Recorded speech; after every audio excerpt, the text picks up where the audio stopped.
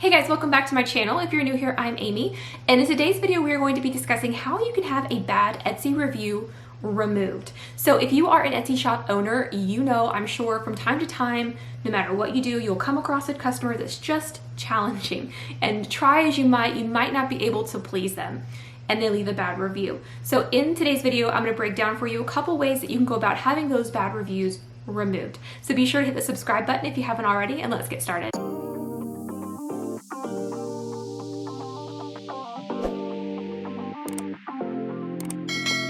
Okay guys, so the first way that you can get a bad review removed on Etsy is directly through the customer themselves. So you can reach out to the customer. Obviously you can't harass or intimidate or do anything of that kind, but what you can do is reach out to them and see why they're upset with the product, and if there's anything that you as a shop owner can do to address that concern, to take care of it. And a lot of times showing the concern that as a shop owner, showing that you care and that you're willing to do something will go a long way. And a lot of times people will change their review based on the shop owner's response to them.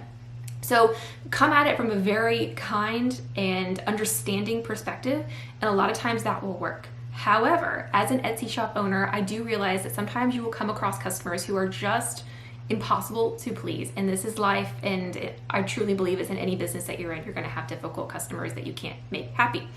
And if that is the case, the second way that you can have an Etsy review removed is if it violates one of Etsy's review policies. Now, as you see me looking over here, it's me just reading their exact policy so that I don't tell you guys wrong.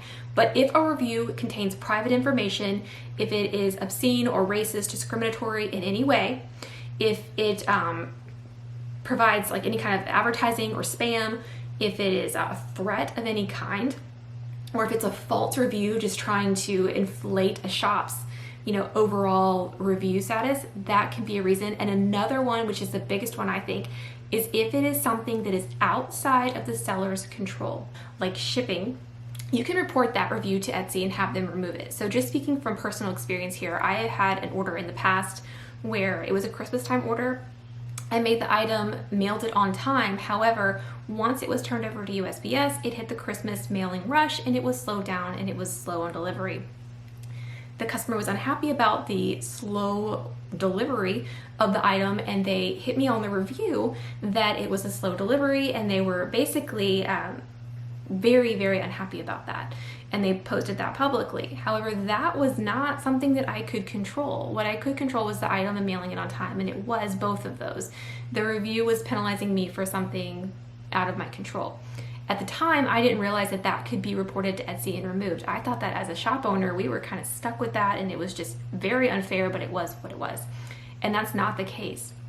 You can have those removed. So know that if they are reviewing you on something that does not specifically relate to your product, to your service, or your shop, that violates Etsy's rules, and you can have that removed. You can report it, and they will go from there as far as reviewing and removing it. So that brings me to my next point here, is what does it look like when you report an Etsy review? If you go to any review, you can click on the report the review. And once you report the review, you get an email from Etsy saying we're gonna take a look at this and see if it violates our terms of agreements. If it does, we will take action. If not, we will not.